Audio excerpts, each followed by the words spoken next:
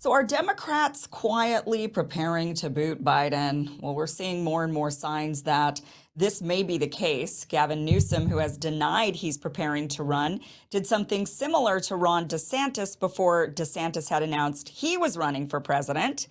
He took a foreign trip to Israel. Now, not only did Newsom visit Israel, he went to Beijing and had a formal sit-down meeting with Xi Jinping himself. Take a look at what Gavin Newsom had to say during this meeting. Well, I appreciate that, Mr. President, particularly the relationship to our subnational engagement. Today, 2 million Chinese Americans live in the state of California. We truly are the gateway to China. With respect, in the spirit of figuring out a way to define the terms of our future, one of mutuality, one where we benefit the Commonwealth. I don't think there's a more essential relationship. There will not be one more essential than the relationship we formed together, the United States and China, in our lifetimes. So that's very interesting that he's saying that. A lot of people have been up in arms over his saying that, you know, we're going to be together forever on this. He also said that in an interview with CNN. He said divorce with China is not an option. A lot of GOP war hawks want to posture against China. Even a lot of Democrats had been ruffling China's feathers. If you remember Nancy Pelosi going on a trip to Taiwan. So Gavin Newsom says divorce with China is not an option. He makes that statement. Let's talk about first, before we go back into what he said with Xi Jinping. Well, with Xi Jinping, he was there to actually talk about climate change. And he's there on a week-long trip to do a variety of things in China and a variety of meetings. But this is actually a pretty big and historic meeting. Gavin Newsom is a governor of the state of California. He's not the president of the United States, but this is the type of trip a president takes. So is Gavin Newsom preparing to potentially move Biden aside and move himself in? That is the big question. He did say when he went on his trip to Israel, he met with some of the family members of people who had been injured and people who had been killed. He said that he saw a lot of footage, much of the footage that many of us have already seen on social media, much of which the same footage that was shown to the select group of 100 or 200 journalists. Again, a lot of that footage came from social media. There was some of it that wasn't, but apparently Gavin Newsom was shown that footage. So he had a lot of sympathy, and he was saying that, there's a lot of Californian Israelis, and so he was showing his support in that way. But it's a historic trip. It's a trip that you make if you're preparing to run for president. I mean, clearly he is doing this foreign policy tour like, hey, how will I do in Israel? Got to show that support. That's what Ron DeSantis did. He took his trip to Israel right before he announced that he's running for president. He said, look, I'm on your side. Gavin Newsom doing the exact same thing, taking a trip to Israel. And he says, well, it's because I'm, there's another interesting twist to this one too. Actually, now that I'm thinking about it, I just thought about this, but Kathy Hochul, the governor of New York, also took a recent trip to Israel. And I'm curious if Gavin Newsom ends up being the presidential candidate. I wonder if Kathy ends up being the vice, because that's the big question, is what are they going to do with Kamala? You can't have, well, typically, traditionally, the tradition holds that two people from the same state don't run on that ticket, on the presidential ticket, that you try to get somebody from a different part of the country, and oftentimes somebody that has different viewpoints from you, that can kind of bring in a different base. And I think with Gavin Newsom being a white man, and you know how Democrats feel about that, him being a white man, they're going to definitely want a woman to be his running mate. And interestingly, Kathy Hochul also just took an international trip to Israel. So that is maybe the telltale sign that that will be the incoming ticket, that's who's going to be replacing Kamala Harris. We'll see. We're going to see. But clearly, this is the type of trip you make when you're about to be running for president. Now, the question is why. I think many of us already have answers to this, but the question is, why would they want to do this? Why would they be why would Democrats want to get rid of a sitting president in favor of somebody like Gavin Newsom? Is it because of his age and his declining mental capacities, which obviously many of us are seeing, and it's very worrisome for a lot of people. And the Democratic voters are very worried about that.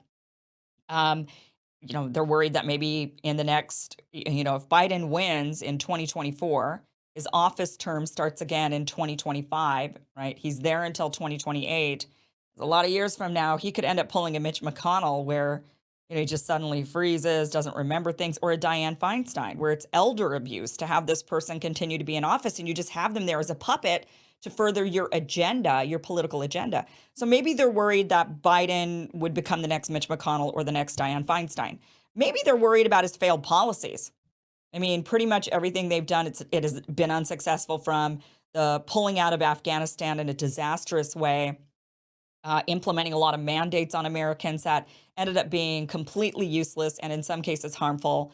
And people lost their jobs, and it was like, for what? The vaccines don't stop the spread. We know that. So, but they mandated it anyway. So he's got these failed policies. He's got a border issue, major border crises.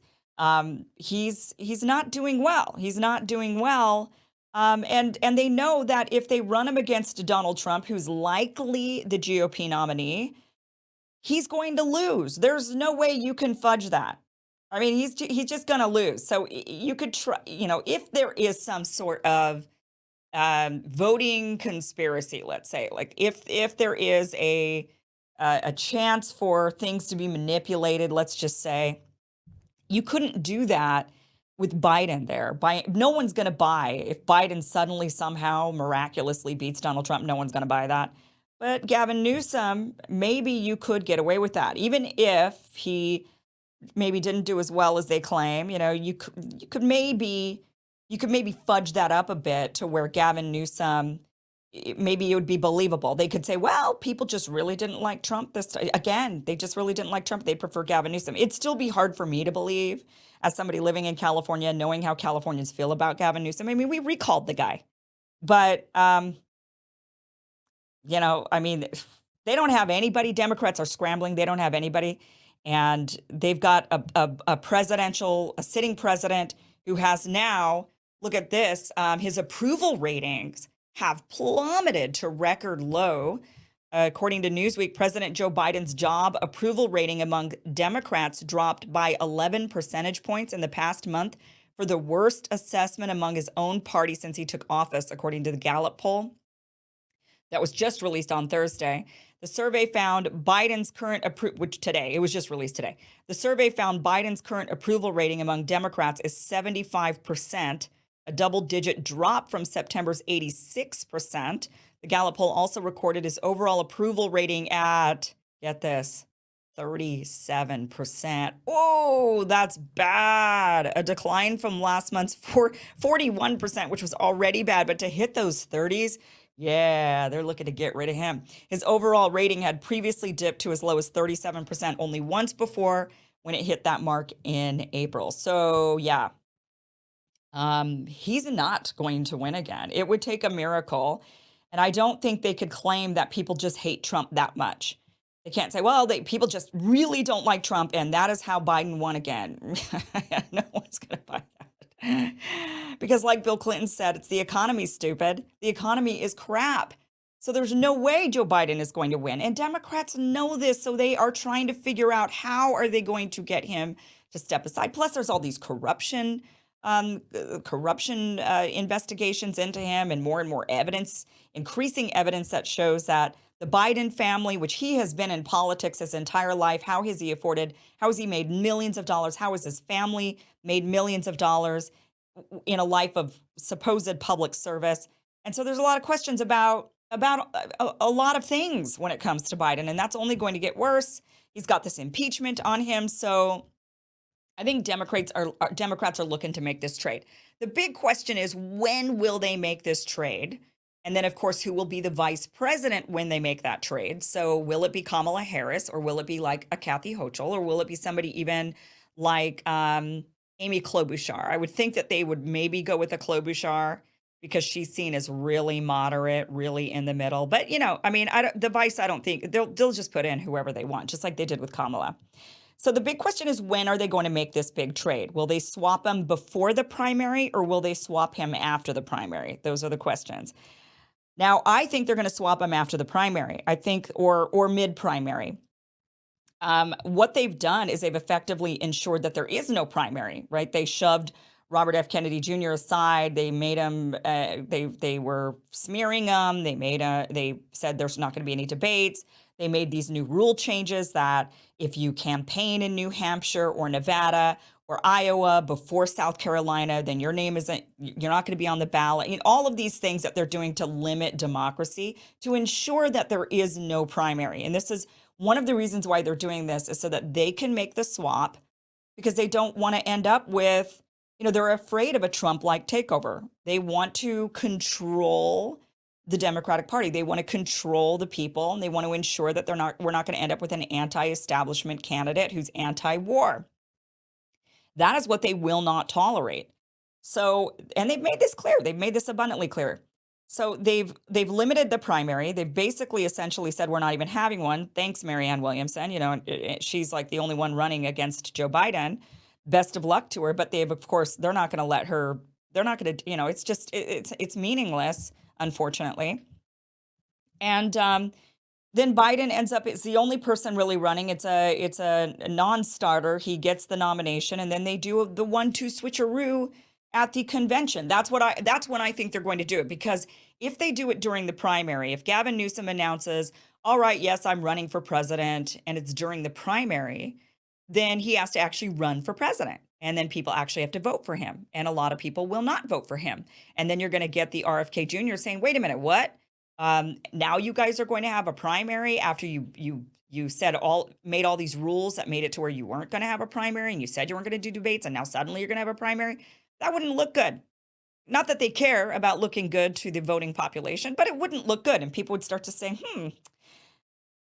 although I don't know why they think they could do it at the convention without the voters saying, so now you just foisted this person on us and we didn't even have a primary. But I think that is what they're going to do. And I think they know that their hardcore voting base will just say, okay, you know what's best, Democratic Party, so we will do what you want us to do. And if you want us to support Gavin Newsom because the alternative is the demagogue Donald Trump, then we will do whatever we need to do, because now is not the time to question democracy. Now is not the time to even have democracy.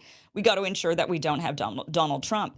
So they've been able to squash any sort of populist uprising, much of what took over the Republican Party. They're parading Gavin Newsom around right in front of us and essentially setting him up. He's denied, I'm not looking to be president. Although, while he was in Israel on his trip, he did joke around. He claims it was a joke, but he did say, I wish I was president. He said that, I wish I was president. So Freudian slip. But this type of thing, what is going on right here with this populist anti-war uprising, this takes us back to the 1968 Democratic primary. And this is when the way they eliminated that Robert Kennedy was, he was assassinated.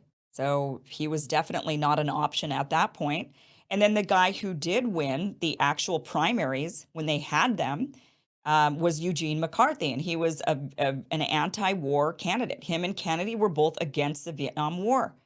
But even though Kennedy was the popular candidate, and then he was no longer available for obvious reasons, and then Eugene McCarthy was available, and voters voted for the anti-war candidate, what did they do at the Democratic Convention that pissed everybody off and caused riots? Oh, they just put in their guy. Didn't even have him run. Hubert Humphreys, didn't even have him run. And they said, here's the guy. Here's the guy. So what he did was he played by their rules, because the Democratic Party has delegates and super delegates, and he played by their rules, and he basically campaigned to the delegates and won the nomination by getting the delegates to vote for him. Gavin Newsom can do the exact same thing because the rules haven't changed.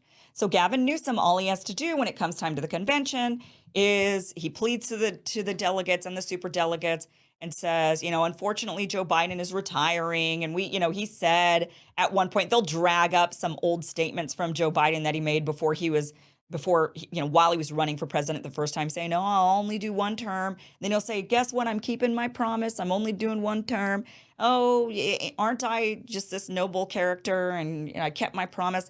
And then Gavin Newsom just has to win the delegates. That's it. And then they crown him. They crown him. No votes, just like Hubert Humphreys, just like 1968. And they'll do the same thing to this Robert F. Kennedy that they did to the other. Well, not as extreme. And I'm not, making any accusations necessarily. I'm just saying he wasn't available one way or the other. And that's exactly what's happened this time with this Kennedy. And instead, they're just going to put in their guy and everybody's just going to have to accept it. And the Democrats they will just gobble this up. And you know what it'll do? It is their way of squashing any sort of anti-war movement, any sort of populist movement. Because when would the next Democrat primary be at that point? I mean, if Gavin Newsom gets the nomination and then he somehow miraculously wins and they say, well, it's because everybody just really hated Donald Trump that badly and we had a bunch of mail-in votes and, whatever that scenario is, okay? When would be the next time we even have a Democratic primary? It would be 2032, right? Right, so we've got 2024 and then 2020. Yeah, 2032, they would be maybe having the next Democrat primary. But they don't even have to do it then. What they could do is they could say Gavin Newsom served his 2 terms as president, and his vice is next. They'll pull a Hillary Clinton. It's her turn. It's her turn. Whoever that her is, Kathy Hochul. Her turn. It's her turn. Everybody step aside. Everybody get out of the way. We've already got our person. And this could continue until they ensure that there is no more populist sentiment, no more anti-war sentiment, just like they did throughout the 70s when they squashed any hope by, the next election around. Who was the nominee in 1972? Was it McGovern? And then what did they do? Democrats for Nixon. They campaigned for. They were like, oh, we can't have this anti-war guy. We've got to go now. Nixon. Democrats for Nixon. It's just insane what they'll do, the level they'll go to keep us in line. They don't want any anti-establishment uprising. They don't want any populist movements. They don't want any anti-war movements. That's for damn sure. And so they force feed us. They force feed us people who are clearly unpopular. And they say, take this and swallow it. And that is, you don't get a choice. You thought you lived in a democracy? Oh, cute. That is so cute that you thought that. All right, guys, let me tell you about this great product from Brickhouse Nutrition called Lean. This is a really excellent supplement. It's all natural, and this is going to help shed those pandemic pounds off of your body.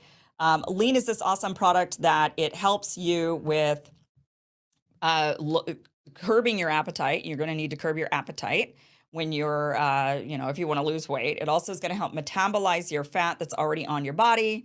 So if you've got extra weight, then when you're not eating as much because your appetite is curbed, then the fat on your body is going to be used to give you that energy.